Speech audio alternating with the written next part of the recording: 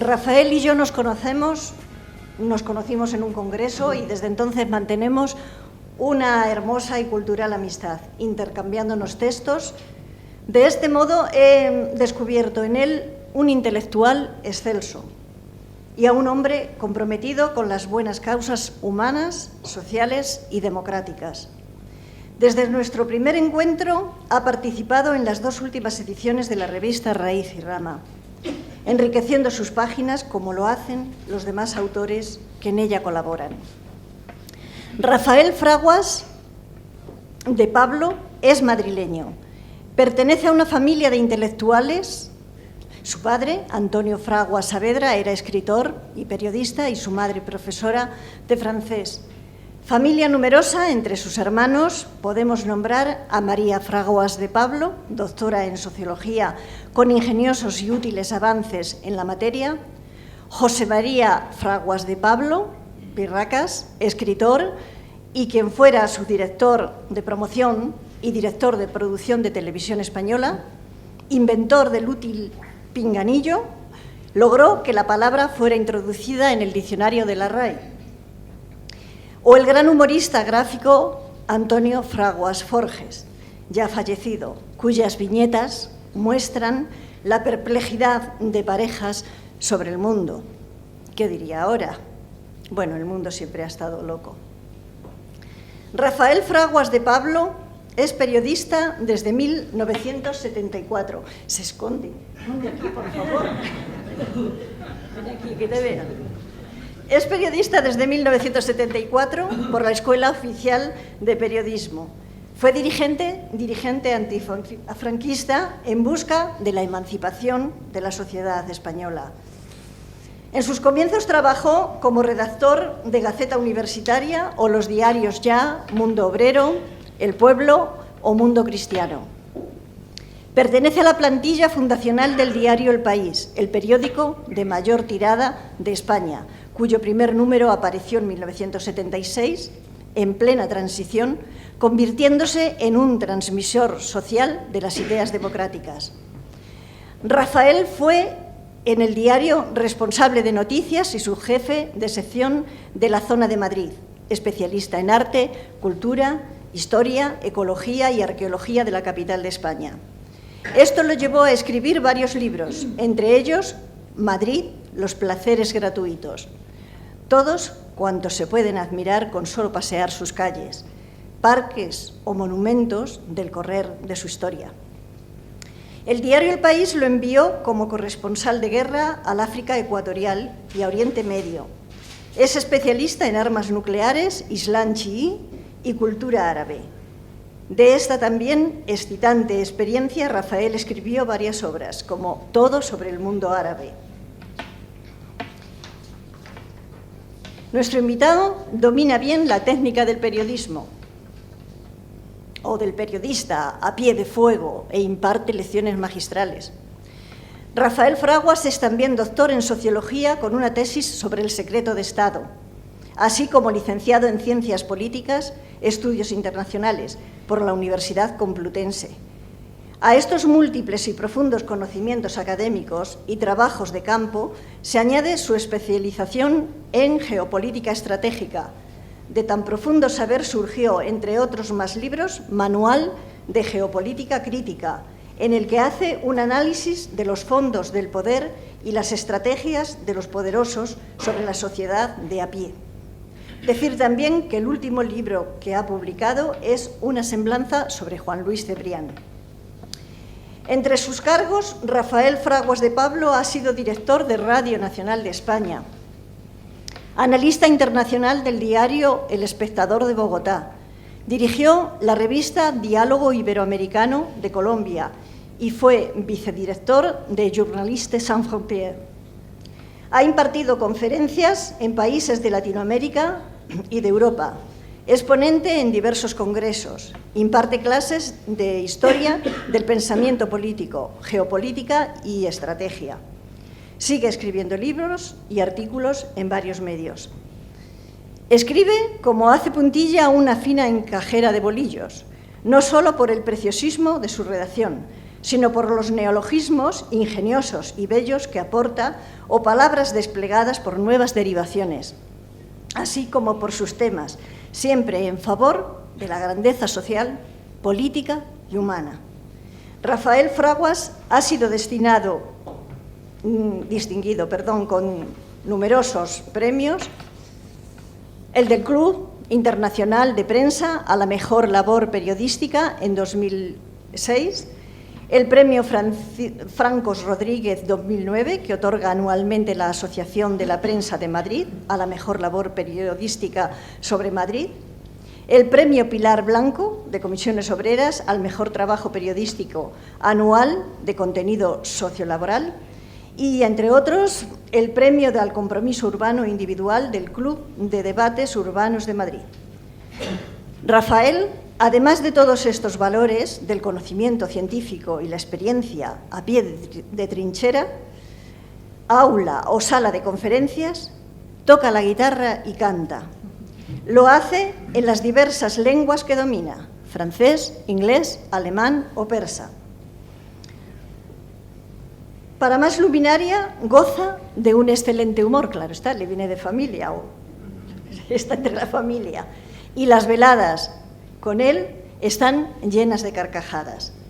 Rafael es un ser vital y desbordante, inteligente, sociable, humilde como los sabios y de trato exquisito. Una suerte de ciudadano y, sin duda, un humanista del siglo XXI. Para esta ocasión, por su gran conocimiento sobre Centro y Medio Oriente y sus amplios y profundos estudios relacionados, Rafael Fraguas de Pablo es un experto en el grave conflicto actual entre Israel y Palestina. Bienvenido, Rafael.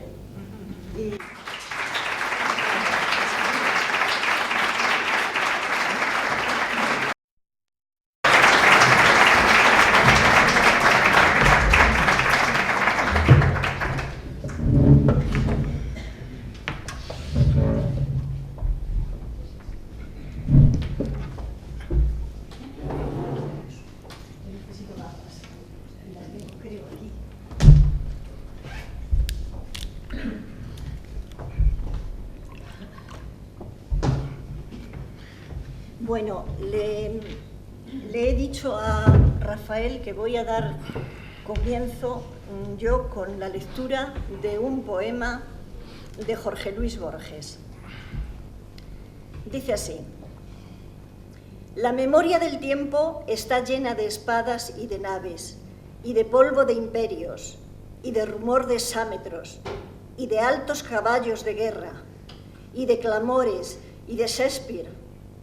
Yo quiero recordar aquel beso con el que me besabas en Islandia. Rafael, ¿quién nos expulsó del paraíso? Sí. Bueno, buenas tardes. Me siento un poco abrumado por esa presentación que han hecho de mí. Yo realmente no tengo ningún mérito por encima de mis compañeros y de vosotros y de cualquier persona de a pie. El asunto es que, bueno, como periodista pues me ha interesado intentar despejar la incertidumbre, que eso es de lo que se trata la información. Y entonces he tenido la suerte de dar con algunos medios y en esta ocasión he tenido la suerte de encontrar prácticamente un hogar intelectual aquí en Manzanares, gracias a Isabel, gracias a Antonio, su marido, gracias a Resti, en fin, a personas que afablemente me han acogido y me han permitido, como hoy, dirigirles a ustedes la palabra sobre un tema que estoy convencido que a ustedes les preocupa, porque a todos nos preocupa y nos involucra moralmente. Es el tipo de conflicto en el cual es muy difícil no tomar partido, porque somos seres sociables y seres morales que ante este tipo de drama nuestros corazones nos involucran profundamente. Pero bueno, yo quisiera tratar un tema de una enorme complejidad. Gracias. Como es este, les pido por favor que tengan benevolencia conmigo porque no puedo explicarlo todo. Y ustedes además están informados también, tienen su información y acceso a ella. Yo solo quisiera apuntar un punto de vista diferencial, basado en el criterio conseguido durante muchos años de estadía en la zona. Bueno, realmente no sabe uno por dónde empezar. Estamos ante un asunto geopolítico, humano, moral, social, económico, de una envergadura extraordinaria. Y entonces lo que conviene hacer es, como es tan enorme y tan complejo, intentar sistematizar cuáles son las leyes del comportamiento de este fenómeno, para poder domeñarlo, para poder entender algunas claves que se nos escapan. Hay una serie de leyes que rigen el comportamiento político y yo quisiera contarles a ustedes y aplicar esas leyes al estudio de este fenómeno. Bueno, en principio hemos hablado, si se fijan ustedes, el título es Genocidio y terrorismo en esta zona, ¿no? Más que ese título, ya saben ustedes que los periodistas a veces sintetizamos, sería,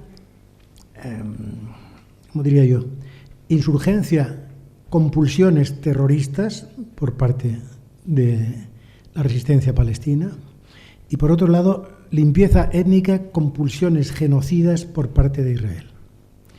Esa es la manera en que yo, en cierto modo, planteo este tema. Todo lo que yo digo, naturalmente, es opinable, pero trataré de acercarme a lo evidente para que lo que diga sea inimpugnable, pero eso es muy difícil. Asistimos a un conflicto que hunde sus raíces históricas en principios del siglo XX, cuando un teórico, un periodista, sionista, Theodor Herzl, recoge una idea histórica sobre su pueblo, sobre el pueblo de Israel, y trata de localizar un espacio donde asentar a su pueblo. Entonces, este teórico, el espacio que busca para su pueblo errante, pueblo que estaba sometido a diásporas y tal, que había tenido muchos problemas en Alemania, en Inglaterra, en Francia, en Italia, en España. El pueblo que él busca es el antiguo solar patrio del pueblo judío en Palestina, ¿no? Empieza a producirse una inmigración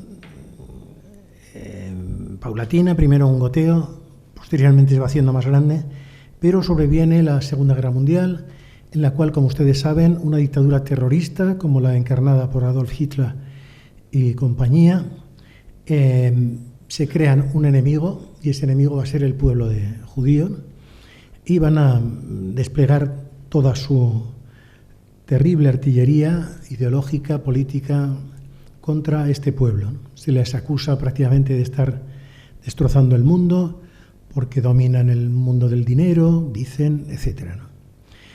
Bueno, son cosas que episodios que ustedes conocen. Se produce la soja, es decir, el martirio de ese pueblo, y va a producirse también un involucramiento de las mejores gentes de Europa por la vía de la compasión con un pueblo que ha sufrido lo que ha sufrido el pueblo judío. El pueblo judío ha sufrido millones de muertes en las carnes de sus hijos y la gente se conmueve, se compadece de ese sufrimiento y, en cierto modo, no repara mucho en lo que se va a producir. Y es que, además de una declaración Balfour en 1917, según la cual los judíos tenían derecho a tener un hogar nacional en Palestina, pues se va a producir posteriormente a la Segunda Guerra Mundial un movimiento compasivo a escala generalizada entre pueblos, gobiernos, etcétera, que no va a reparar mucho en lo que se está haciendo en Palestina. En Palestina hay un pueblo que lleva también muchos siglos viviendo allí y sobre ese pueblo se va a imponer un Estado que viene avalado pues, por todas las potencias. Los soviéticos, por ejemplo, también lo apoyaron, los Estados Unidos, Inglaterra, Francia, la Alemania posterior al Holocausto, etcétera, ¿no? Y entonces, bueno, el problema está ahí creado, ¿no? En ese problema hay muchísimas vertientes, yo quisiera hacerles de verdad la historia lo más corta posible, Pero lo que se está produciendo es eso, que no se repara en cómo se está produciendo la gestación de ese Estado. Y ese Estado se va a hacer a costa de un pueblo que está ahí asentado, que es el pueblo palestino. Entonces, hay una resolución de Naciones Unidas que dice, bueno, el territorio palestino se divide en dos, una parte iría para el Estado naciente de Israel y otra parte iría para el pueblo palestino, para los moradores de siempre. Esto no es aceptado por el pueblo palestino, pero Israel, fortalecido por ese aval moral del sufrimiento experimentado a lo largo de la Segunda Guerra Mundial, pues se recrece y militarmente empieza a hostigar a los palestinos que no quieren abandonar sus territorios que las Naciones Unidas habían atribuido a. El caso es que la violencia va a perpetuarse de forma permanente en ese territorio. Se va a producir una gigantesca emigración palestina, 750.000 personas tienen que huir, se ven desplazadas y se establecen en países cercanos, Jordania, Líbano, Siria, Egipto, etc. Las relaciones van a ser violentas permanentemente entre palestinos e israelíes y el pueblo palestino se va a sentir, en cierto modo, avalado por los países árabes y el pueblo judío se va a sentir avalado por, sobre todo, los Estados Unidos de América y Inglaterra, fundamentalmente, y también por países europeos. Hay una cosa muy importante que conviene. Parte de los enormes problemas que voy a sistematizar ahora vienen dados por una cuestión. Es decir, una de esas leyes que yo quiero explicar es la representación que los estados se hacen de sí mismos. Entonces, el problema es que en el caso de Israel, la dimensión nacional, la dimensión estatal, la dimensión religiosa y la dimensión étnica coinciden. En el caso de los árabes, la representación que se hacen de sí mismos es que nosotros, los palestinos, somos los habitantes históricos de este territorio, se nos ha expulsado y nosotros tenemos derecho a permanecer en nuestro territorio y somos árabes y somos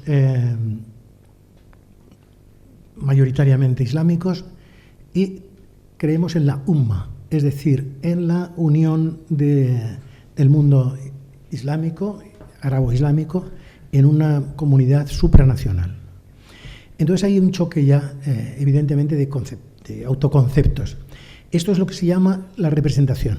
Es decir, esta es la primera ley que quiero que ustedes tengan en cuenta. La segunda ley sería, la hemos dicho ya, la complejidad. Es de una complejidad tan extraordinaria que llevamos 75 años prácticamente sin avances de ningún tipo. Entonces esta complejidad involucra a todos los vecinos, a todo el mundo árabe, a todo el mundo occidental, etc. Luego está también la conflictividad, esa conflictividad de la que les hablaba también, porque son como dos grandes constructos ideológicos, mentales, morales, etc., distintos. Dos culturas diferentes, pero hay una cosa que hay que tener en cuenta, que es que son dos pueblos semitas o semíticos. Árabes e israelíes son pueblos semíticos, semitas. Es decir, ahí hay un nexo de unión que podría ser utilizado para aplicar esa pacificación tan deseosa y tan deseada por todos nosotros. Luego está una cuarta ley, que son las intersecciones. Es decir, hay intersecciones de intereses sobre los mismos territorios, desde perspectivas distintas. En esa pugna, por esas intersecciones que son sobre todo territoriales, que son sobre todo de este tipo, tengan ustedes en cuenta, por ejemplo, que Cisjordania, que era el territorio que las Naciones Unidas en su resolución germinal había dictaminado, Cisjordania fue invadida y ocupada por Israel. Y del territorio asignado inicialmente, prácticamente solo disfruta hoy, porque Israel ha seguido una política de constantes asentamientos de colonos que venían de Rusia, que venían de Argentina, que venían de Canadá, etc. Entonces, prácticamente lo que es la Cisjordania, Palestina, solo disfruta del 23% de su territorio, solo. Porque todo lo demás, hay, por ejemplo, una zona militar sin acceso posible por parte de los palestinos, de 1.700 kilómetros, en fin. Esas son 4 de las leyes que les he dicho: conflictividad, complejidad, representación e intersecciones. Una quinta ley es algo tremendo que además afecta a casi todas las correlaciones internacionales, y es que hay una maldita ley de la lógica, de una lógica tóxica, que dice que es que toda relación entre seres, naciones, estados, tiene que venir acompañada de una causalidad. Es decir, una relación entre estados tiene que venir determinada por una hegemonía entre esos dos estados. Eso es como una maldición, porque es que entonces no hay posibilidad igualitaria de que los estados concurran a la arena internacional desde una perspectiva de igualdad. Bueno, pues esa ley también se da aquí. En esa coexistencia violenta entre Israel y el pueblo palestino se da una hegemonía claramente a favor de Israel.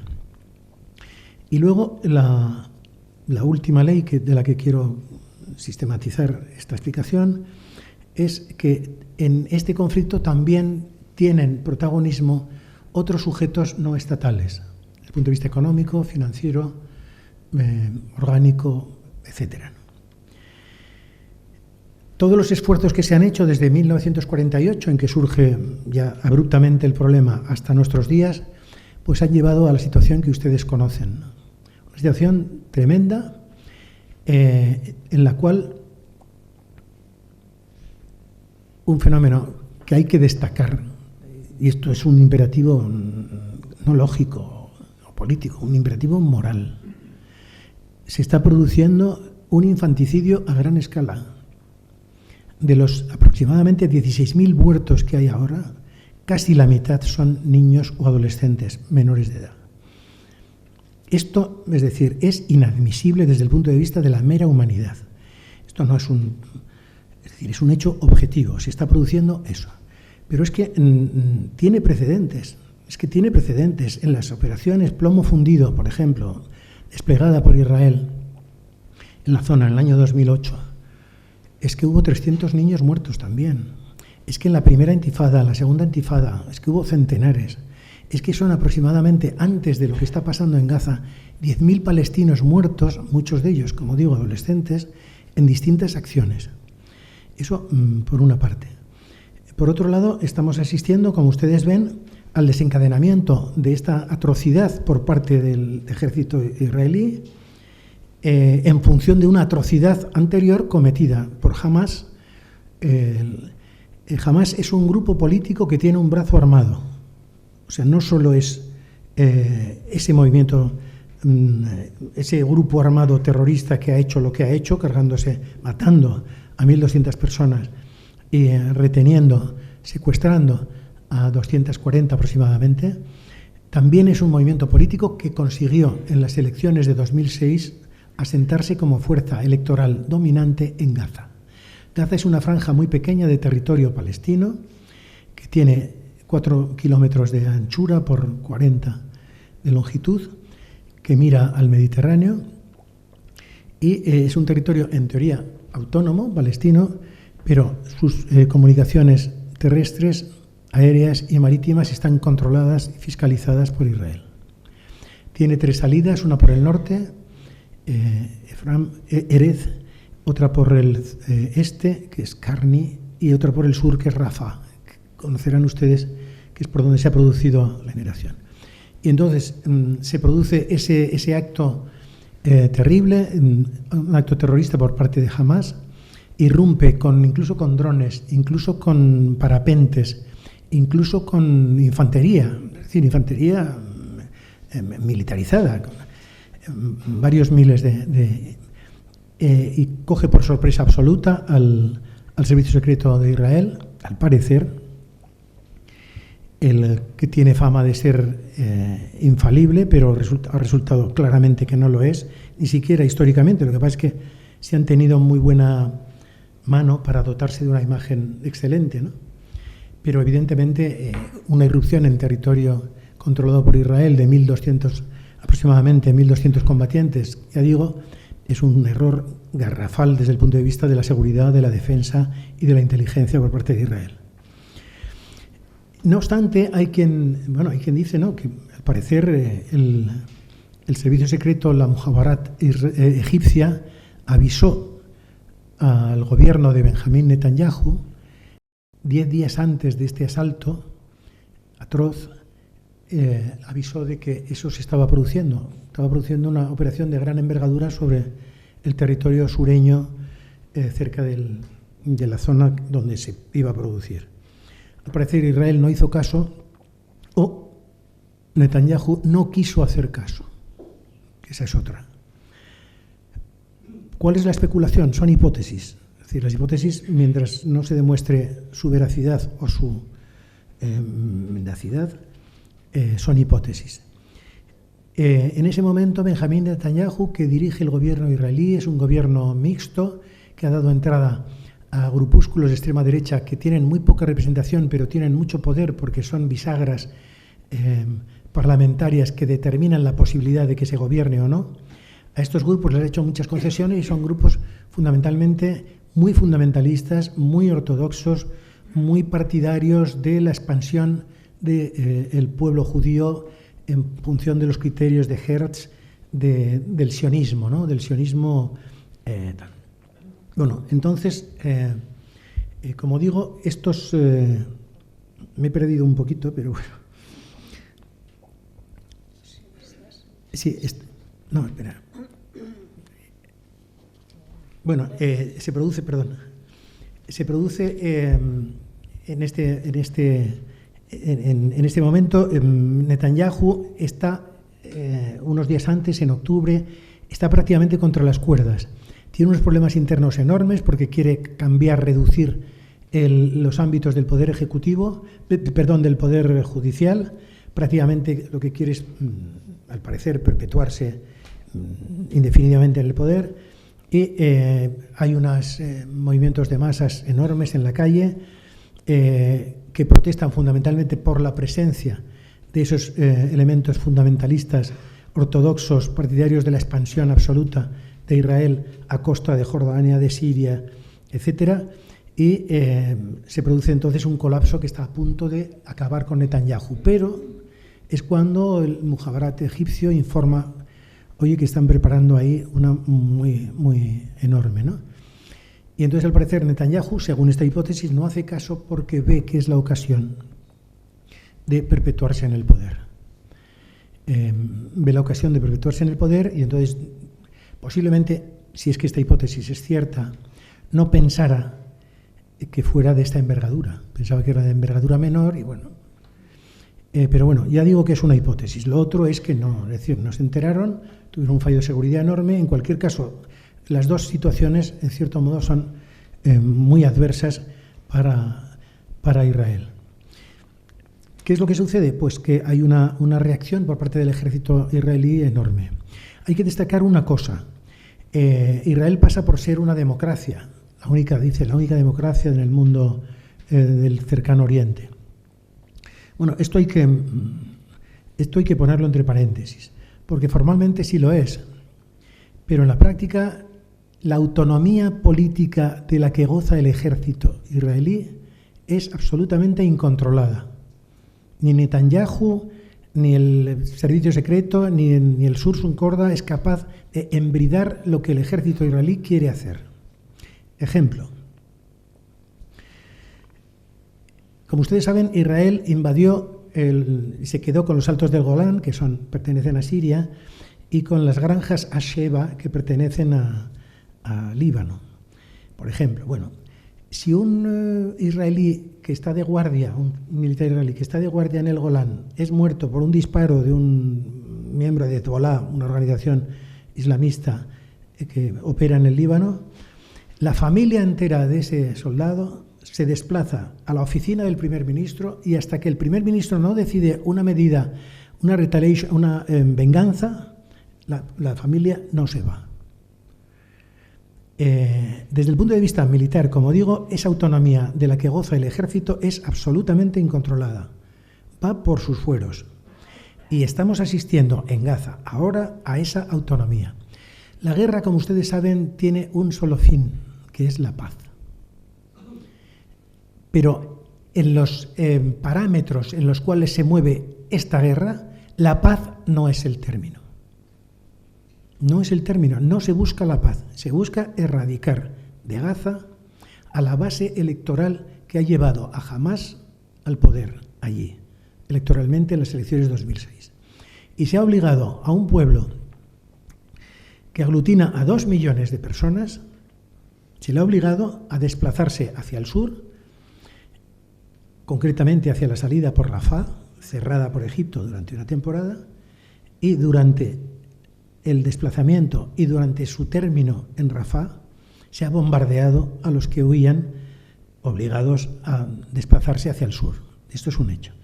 Se ha obligado también, hemos asistido a los bombardeos de hospitales llenos de enfermos, algunos convertidos ya en terminales porque no tenían asistencia. Se ha bloqueado el agua, la luz, los alimentos, el paso de camiones, etc. Es decir, hemos asistido a todos los visos señalan que hay una actitud paragenocida por parte de Israel. ¿Por qué nos desanima tanto? ¿Por qué nos duele tanto esto que está pasando? Porque el pueblo de Israel sufrió en sus carnes lo que ahora está intentando replicar en las carnes de otro pueblo.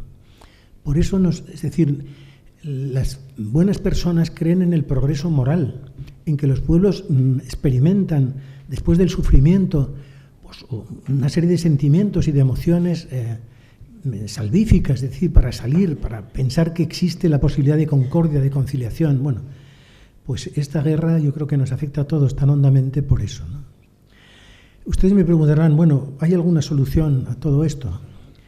Pues tiene que haberla. El genio humano ha salido de muchas otras y tiene que salir de esta, como sea. Para lo cual, pues hay que ceder por ambas partes. Hamás tiene que renunciar a ese brazo armado que tiene que desarmarlo, tiene que impedir que se cometan atrocidades como las que acometió en el 7 de octubre, tiene que olvidarse de la lucha armada contra el ocupante, e Israel tiene que pacificar la zona, renunciar a la respuesta violenta que ha emprendido de una forma incontrolada y que estamos asistiendo diariamente. Ha habido muchas convenciones, muchas reuniones en Oslo, conferencia de Madrid, para intentar. Hoy, por ejemplo, hay que decir una buena noticia, es que Qatar ha anunciado que la tregua, esta se va a prolongar 2 días más. Fíjense ustedes, 2 días solo, ¿no? Con 2 millones de personas en fuga. Pero bueno, algo es algo. Y hay una mala noticia, en mi opinión, y es que los ministros de Asuntos Exteriores de toda Europa, de la zona del Mediterráneo, se han reunido en Barcelona, en Barcelona, y han dicho por boca del ministro de Asuntos Exteriores español, Álvarez, que Hamás no es un interlocutor válido. Si pensamos que Hamás es solo el movimiento terrorista, evidentemente tiene razón. Pero si pensamos que Hamás es un movimiento político que tiene los votos de la mayoría de los 2 millones de refugiados en la zona de Gaza palestinos, pues es otra cosa. Es decir, ¿quién suele arreglar los problemas? Los protagonistas del problema. ¿Quiénes son los protagonistas? El Estado de Israel y las organizaciones políticas. ¿Cuál organización política dice Europa que sea la interlocutora en este proceso? La Autoridad Nacional Palestina, que gestiona Cisjordania, es decir, la zona atribuida por Naciones Unidas al pueblo palestino. Pero es que esa zona no tiene fuerza la Autoridad Nacional Palestina, prácticamente de ningún tipo, para poder, podía ser el embrión de un Estado, que es de lo que se trata, pero no puede, no tiene fuerza militar, no tiene recursos económicos, tiene 1.600.000 personas viviendo de la caridad internacional. O sea, no tienen recursos. El país cisjordano está prácticamente cercado por miles de trincheras, por miles de baluartes, por miles de muros. En Jerusalén Este, por ejemplo, el movimiento de los colonos judíos que vienen de todo el mundo y el Estado de Israel les facilita que se establezcan en territorios que pertenecieron históricamente al pueblo palestino, pues son ya medio millón, son 161 asentamientos de colonos. Entonces llegan allí los colonos, muy contentos, que se establecen, vuelven a la tierra prometida, con su Kalashnikov, naturalmente, y cuando aparece un palestino, si lo ven con tal, pues le disparan. Estas cosas pasan a diario. Entonces, yo no sé, quisiera ser de verdad más objetivo todavía, pero no puedo. Es decir, no se puede hacer lo que se está haciendo muy mal. Hamás no es el pueblo palestino y Netanyahu no es el pueblo de Israel. Es decir, el pueblo palestino y el pueblo de Israel tiene derecho a la paz, tienen derecho a vivir en paz. ¿Por qué Israel se ha dedicado a hacer lo que está haciendo? Pues entre otras cosas porque los fedayines, guerrilleros de Hamás y de Hezbollah, se dedican a tirar cohetes de pequeña envergadura, pero atemorizan a la población, matan a uno, matan a dos, matan a tres, o se dedican también al terrorismo directo, es decir, si tienen ocasión, pues apuñalan a alguien, como estamos viendo que está sucediendo incluso en Europa con el ISIS, etcétera, ¿no? Lo que se precisa es que se pongan la moviola a cero, que se vuelva una situación ex ante, que Israel respete la resolución de Naciones Unidas mediante la cual se establecían dos estados, uno en la zona occidental del país y otro en la zona oriental, que se respete esa estatalidad palestina, que no se bombardee, que no se hegemonice la correlación entre palestinos e israelíes. Y luego yo quisiera alertarles de una cosa. Parece que Israel se olvida, pero es tremendo lo que les voy a decir. Israel es enormemente vulnerable porque tiene su arsenal nuclear en Dimona, en el desierto de Negev, contiguo a Gaza. Si 1.200 fedayines de Hamás han sido capaces de penetrar y perforar las fronteras y meterse en territorio controlado por Israel, ¿quién nos dice que no se puede meter algún loco de esa organización armada, las brigadas Qasem, no se puede meter en la central nuclear de Dimona y hacer volar ese país entero porque tiene posiblemente allí, si no las tiene fuera, más de 100 cabezas nucleares, por ejemplo? Como ven, no quiero asustarles, pero tengan en cuenta que es decir, cualquier pequeño movimiento en este entramado, en esta red tremenda de interconexiones que hay sobre este asunto, cualquier pequeño movimiento en un extremo de esa red va a tener repercusiones en el otro extremo de la red, por lo que les estoy diciendo. ¿Quién está detrás? Ahora vamos a la dimensión también internacional. ¿Quién está detrás de Hamás?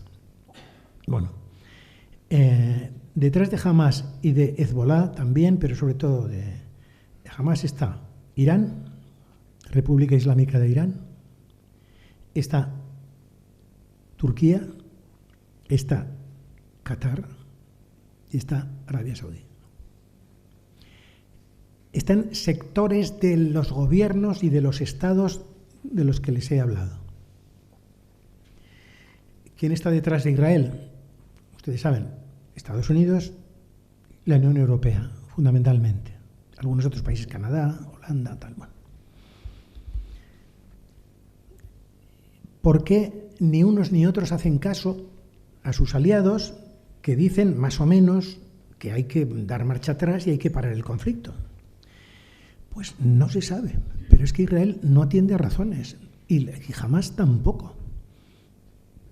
O sea, todos se avienen a sufrir lo que las guerras implican, pero nadie se aviene a buscar soluciones y resultados, ¿no?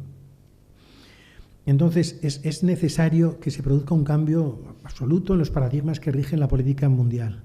Hay que desenterrar, perdónenme que hable en términos propositivos, pero hay que desenterrar un concepto terriblemente tóxico que es la guerra preventiva. Es decir, como yo pienso que usted me va a atacar a mí, le ataco yo primero. Eso es como se está comportando la geopolítica mundial. Y estamos asistiendo a un centenar de conflictos armados en función de eso. No, es que como el otro se está armando, pues ahora me armo yo más, pero además le ataco.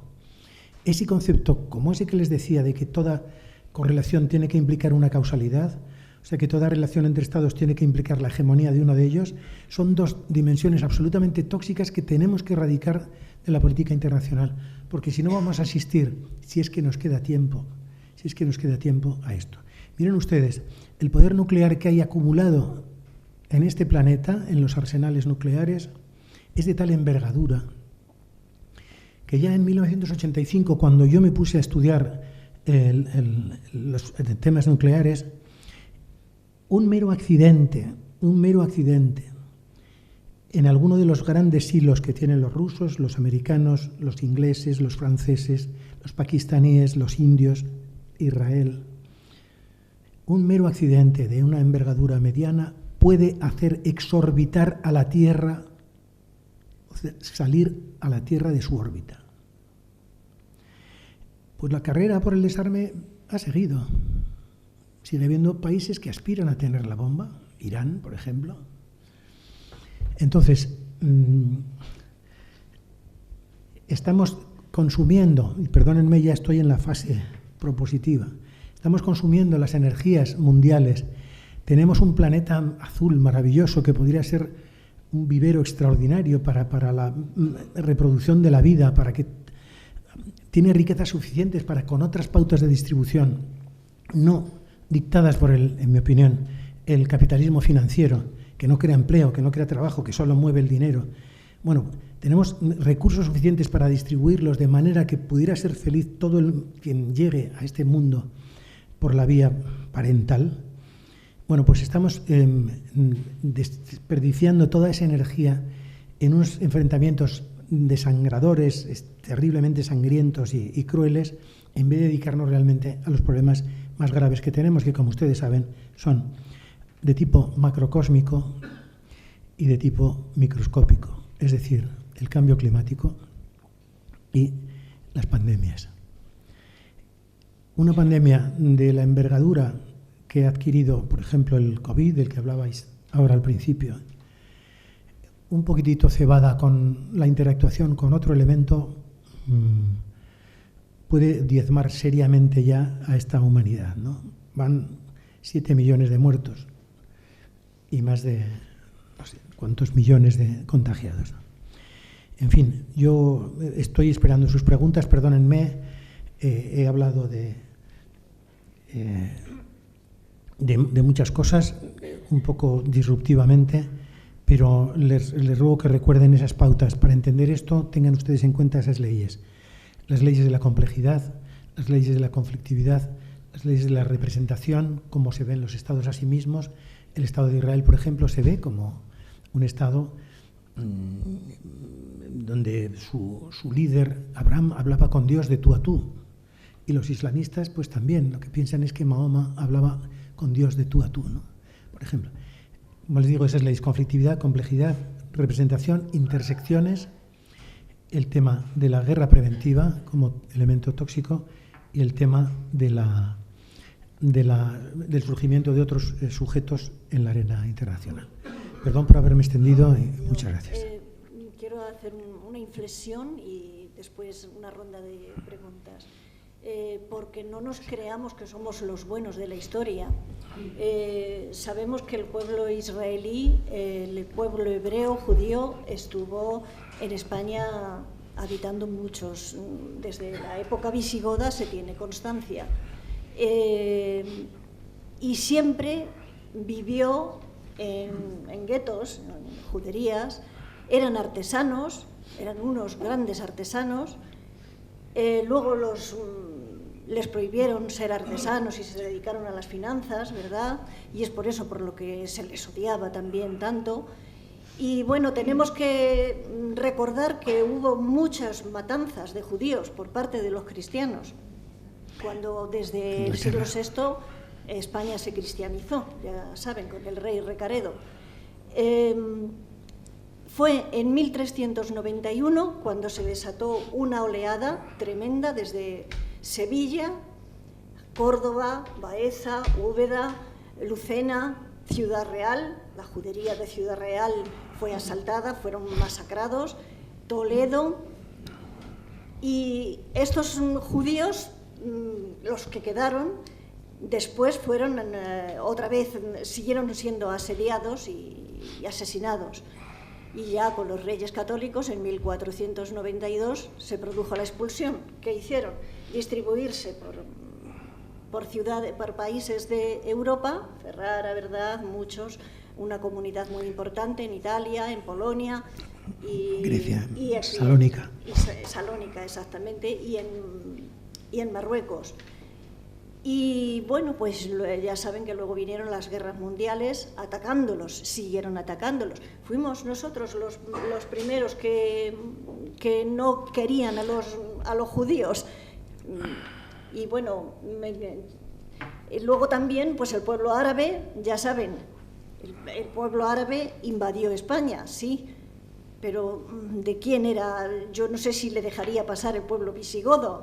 El caso es que también hubo unos años muy importantes, un siglo, el siglo X y parte del siglo XI, de buena convivencia, en que los reyes cristianos iban a visitar a los de Al-Ándalus, y hubo una convivencia muy enriquecedora. Pero después ya vinieron los reinos de taifas, los almohades, cayeron los almorávides. Y bueno, ya saben que primero en las batallas de Reconquista, ahí mismo en el Arcos, nos hicieron una derrota tremenda los árabes. ¿Qué hizo? El pueblo no se rearmó como ahora se rearma tan deprisa, sino que en ¿cuántos años? En 17 años se aunaron todos los reinos, ¿verdad? Se aunaron todos los reinos y las órdenes militares, y fueron a por ellos a las Navas de Tolosa. Allí en las Navas de Tolosa siempre pasa lo mismo que ahora los árabes. Están siendo multiplicadas sus muertes frente a la de los israelíes, pues aquí, en las Navas de Tolosa, murieron el día 16 de julio, entre el día y la noche, casi 100.000 árabes. Casi 100.000, entre almohades y meriníes. Y tenían madre y padre, como estos niños de ahora, frente a escasos 5.000 bien pertrechados de cristianos que cayeron. El Papa, Inocencio III, cuando se enteró de la derrota, dijo: gracias a Dios. Por eso digo que ¿quién nos ha expulsado del paraíso? Son las creencias religiosas, son ese querer estar viviendo ahí.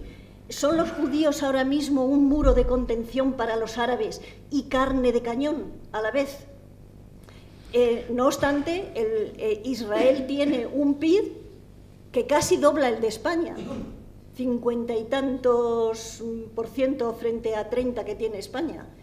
Y tiene una calidad de vida, nosotros la hemos visitado en varias ocasiones, hemos estado de congresos allí y se vive de maravilla. Si ves sobrevolar helicópteros constantemente, cada 5 minutos pasan, pero se vive muy bien.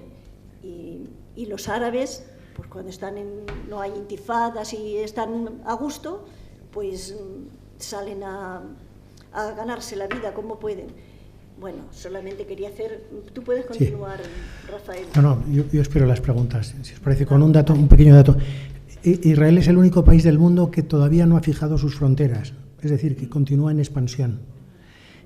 Lo que dice Isabel tiene mucha razón, es decir, además, como siempre se puede decir algo, una palabra más, nunca se puede decir todo, que es lo tremendo de este problema y todos. Pero tiene mucha razón. Por eso, cuando ha habido una ocasión histórica de que el pueblo de Israel se dote de un Estado propio, se ha blindado de tal manera que no escucha. Es decir, es casi, imaginaos que fuera una persona a la que le han linchado, cuando sale del linchamiento, es decir, está transformada, es decir, se blinda absolutamente. Entonces, un poco también lo que algunos amigos míos periodistas me decían que estaba pasando con este primer gobierno. Es decir, que le han intentado linchar de tal manera que a veces ha hecho cosas que no debiera, pero no porque quisiera hacer las cosas mal, sino porque es que le habían medio linchado, ¿no? Pero bueno, es un ejemplo más cercano. Yo espero sus preguntas y muchas gracias.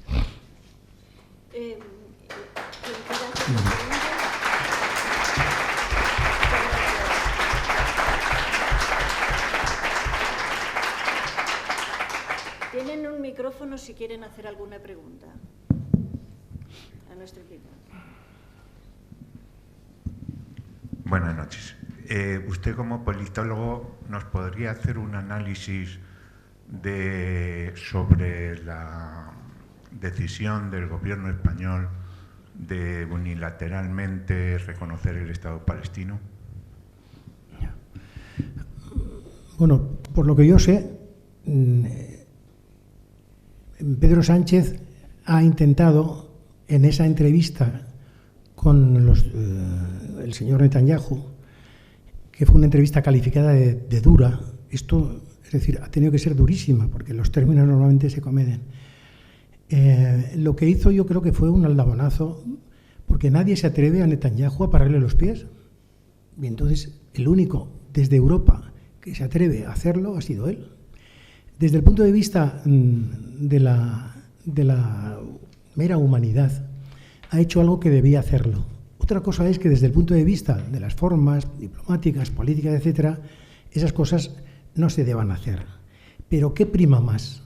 ¿Lo político, lo convencional o lo humano? Es decir, a lo mejor después de haber dicho eso, pues el bombardero israelí que va a bombardear sobre un hospital, pues se lo piensa. Hay alguien que le recuerda desde Europa, siendo presidente además de la Comisión Europea rotatoria, recuerda que eso no se debe hacer. Entonces, desde el punto de vista político, las leyes de la política son implacables. Es decir, si tú quieres acabar con un poder, no tienes más remedio que crear otro poder. Y si tú quieres afirmarte poderosamente, tienes que machacar al que... Eso además transversaliza todas las relaciones políticas, en partidos, en sindicatos, en organizaciones, etcétera.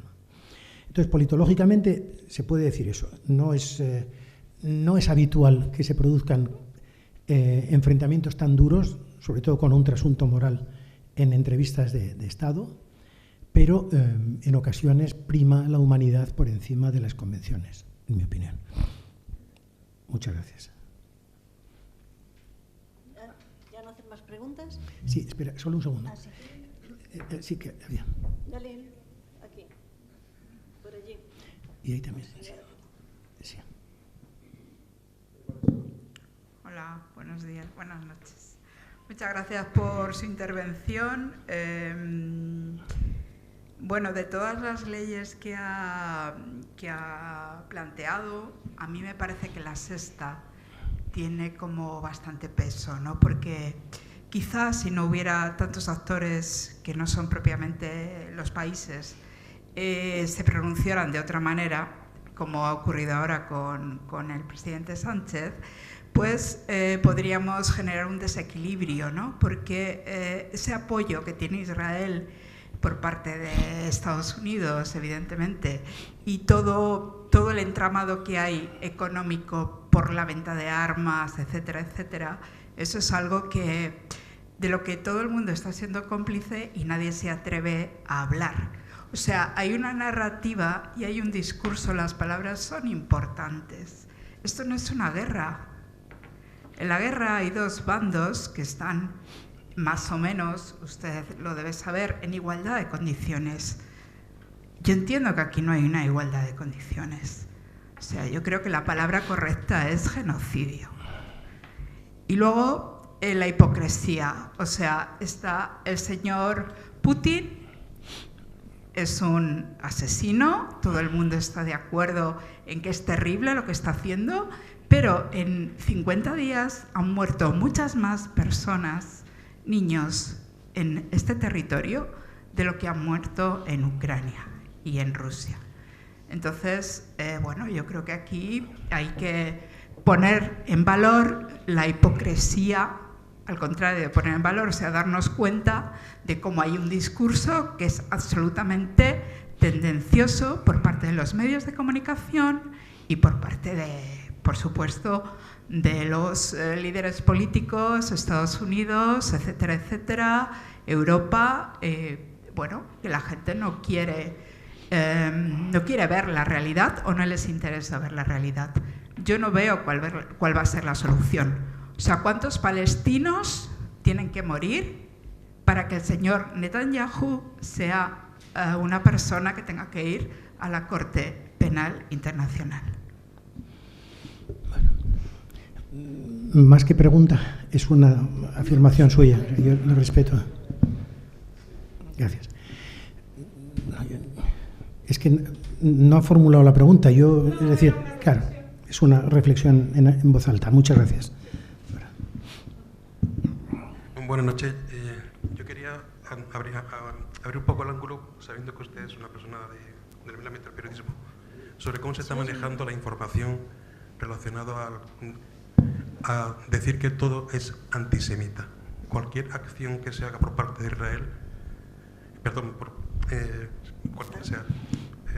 cualquier acción que se haga criticando a Israel es calificada automáticamente de antisemita por los medios de comunicación. Es una forma de deshumanizar, es una forma de manipular, en mi opinión. Entonces, que ya porque vayas con una bandera palestina en Alemania o en Francia y prohíbas las manifestaciones, es atacar también la libertad en esta Europa que se defiende como de libertades, ¿no? Quería ver su perspectiva, su opinión como periodista. Gracias. Perdóneme, es que no lo he entendido muy bien, pero es que se ha oído muy mal. Se refiere, bueno, la primera parte sí puedo responder. Si usted cree que también es un ataque a la libertad en Europa el calificar como antisemita cualquier acción que sea criticar a Israel. No, yo creo que esto es un error muy extendido además intencionadamente. Es decir, por criticar a Israel yo no estoy criticando al pueblo judío, ni estoy poniendo en solfa el sufrimiento terrible y los millones de víctimas que tuvo del nazismo, ni mucho menos. Incluso he luchado muchas veces por ello. Yo me acuerdo, por ejemplo, haber dado la exclusiva en mi periódico, estoy muy orgulloso de ello, de la apertura de relaciones diplomáticas entre España e Israel. Recuerdo precisamente el 16 de enero de 1986. Inminente apertura de relaciones diplomáticas entre España e Israel. Y lo firmé yo. Creo. Tengo también el honor de haber dado la exclusiva de la apertura de la primera sinagoga importante, abierta en Madrid, por ejemplo. He entrevistado a Simón Pérez, he entrevistado a Jaime Barlev, a un montón de dirigentes socialistas, israelíes, a gente del Likud, en fin. O sea, yo no soy ningún antisemita ni lo seré nunca. Pero evidentemente si el Estado de Israel comete una serie de barbaridades, pues se va a decir. Lo mismo que si Yasser Arafat en su día cometía barbaridades, por ejemplo, pues hay que denunciarlo. Al que conocí también, Arafat, por cierto. Entonces, eso es lo que yo le he entendido de la pregunta. Si usted me repite la otra parte, no. Seguramente no se me oye bien. Me ha respondido perfectamente a la pregunta. Los medios de comunicación tienen una labor importante. Por ejemplo, se ha apuntado ahora lo que usted ha dicho antes de Sánchez, y yo quería decir que se está criticando un mensaje que es Hamás es terrorista. Se está diciendo que la solución es los dos estados y lo ha dicho el Consejo Europeo, y sin embargo eso que lo afirma los 27 no es criticado, es aceptado. Si lo dice un gobierno español, todo el mundo se le tira encima. O sea, los medios de comunicación tienen una labor que es importante Eso que usted dice es casi motivo de otra conferencia, es decir, el papel de los medios de comunicación en todo esto, ¿no? Bueno, los medios son mediadores y cuando no median y se escoran demasiado, dejan de cumplir su función. Pero bueno, miren, yo creo que ustedes están deseando que alguien les diga por dónde pasa la solución del problema, porque es lo que yo también deseo. Yo les voy a decir como unos cuantos ítems por dónde pasa la solución. El problema de los refugiados. Es decir, hay cerca de 5 millones de refugiados palestinos en países limítrofes. Hasta Kuwait, por ejemplo, que no es limítrofe, pero está. El problema del agua. Las aguas del Jordán están disputadas. Indefinidamente, un acto del Estado israelí declaró indefinidamente el arrendamiento de las aguas del Jordán. El tema de las fronteras, que Israel defina realmente cuáles son sus fronteras. El tema de los asentamientos, es decir, que se ponga fin a los asentamientos de colonos que llegan allí y en número de medio millón, están ocupando territorios que no fueron asignados por Naciones Unidas para ellos. Están en kibutz o están y a tiro limpio si se tercia, ¿no? Y el tema de Jerusalén. Jerusalén, capital de las 3 grandes religiones. Jerusalén Este es uno de los sitios donde más colonos se han introducido. Jerusalén Este y su colonización es la tapadera que impide que Cisjordania permanezca unida. Entonces, o sea, todo, como ven ustedes, es explosivo. Entonces se necesita de una inteligencia, de una finura, de una sensibilidad y de una humanidad extraordinaria para poder desbrozar esa masa crítica que hay. Entonces, dar a cada problema una solución, pero impedir que esa masa crítica se corporeice de tal manera que haga intratable, inabordable este asunto, ¿no? No se puede... Europa, por ejemplo, ¿qué está haciendo? Está sustituyendo a la diplomacia, que no ejerce, por la cooperación. Si no, damos 1.000 millones al año de euros a Gaza y ahí nos quedamos. No. Moviliza el ascendiente cultural, el ascendiente religioso, el ascendiente moral que Europa tiene. Movilízalo para sentar diplomáticamente a los 2 interlocutores grandes y llegar a la paz. Entonces, y en Estados Unidos igual. ¿Por qué ese vínculo tan fuerte entre Estados Unidos e Israel? Primero, porque el 80% de los que están en la primera línea de la política exterior norteamericana son judíos o de familia judía. Tienen doble nacionalidad, por así decirlo, pero la que fue representante de los Estados Unidos, una mujer en las Naciones Unidas, se dio cuenta un buen día que es que descendía de judíos también. Hombre, no nos cuenten historias, no puede ser eso. Y luego, sobre todo, es un vínculo de tipo ideológico, es decir, las membranas del Estado norteamericano están tejidas por preceptos bíblicos, es decir, hay una sintonía veterotestamentaria entre Israel y los Estados Unidos, su cultura, su política, etc. Luego está Hollywood. En Hollywood el papel de los grupos de presión que sintonizan con el sionismo es muy fuerte, también hay que decirlo. La principal oposición que tiene Israel, y la más contundente, es la de los propios judíos. Esa es otra. Los judíos neoyorquinos en su conjunto están en contra de lo que está pasando. Y hay aredíes, por ejemplo, que es una especie de secta dentro de los Hasidín, que se oponen absolutamente al sionismo y que han sacado, ahora con la liberación de los rehenes, han sacado banderas palestinas con sus tirabuzoncitos y todo. Es decir, este es un tema que trasciende lo religioso, es un asunto de humanidad. No se puede imponer la democracia a bombazo limpio. Esto es una cosa que los americanos tardaron muchos años en entender. Estados Unidos. Bueno, pues no se puede.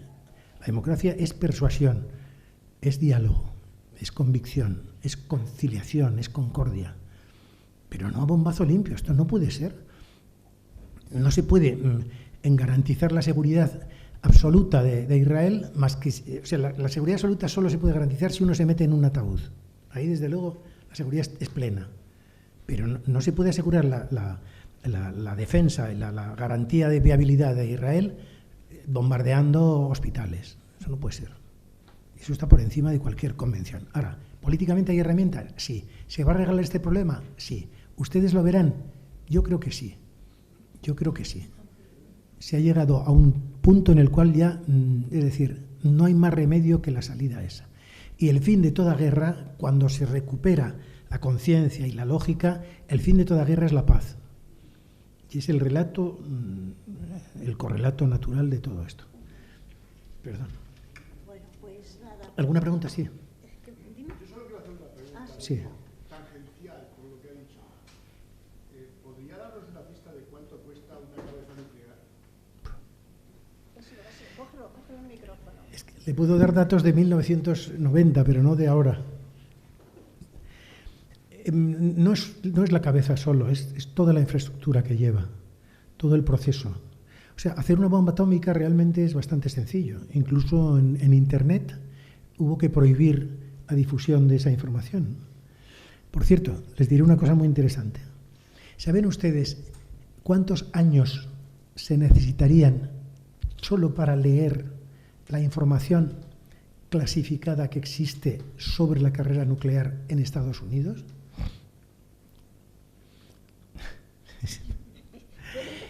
900 años. Solo, o sea, lo que está encriptado como secreto, solo para leerlo. 900 años. Entonces, solo se admite, por ejemplo, en Estados Unidos, información sobre determinados isótopos que tienen una finalidad industrial, pero todo lo demás, secreto absoluto, top secret.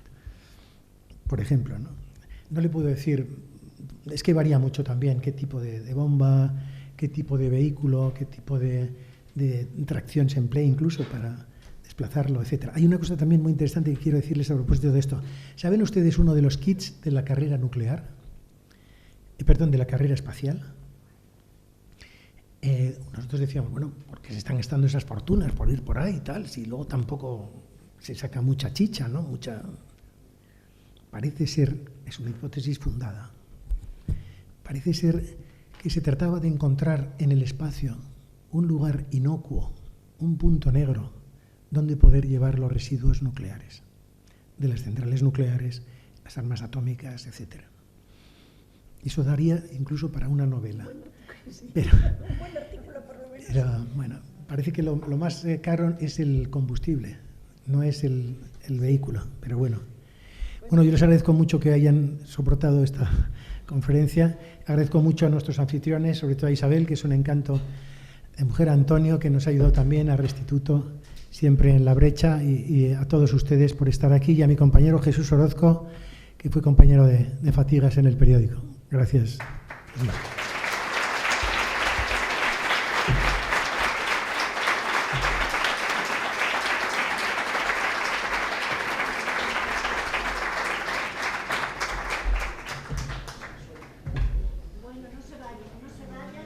Vamos a entregarle un regalo a nuestro conferenciante.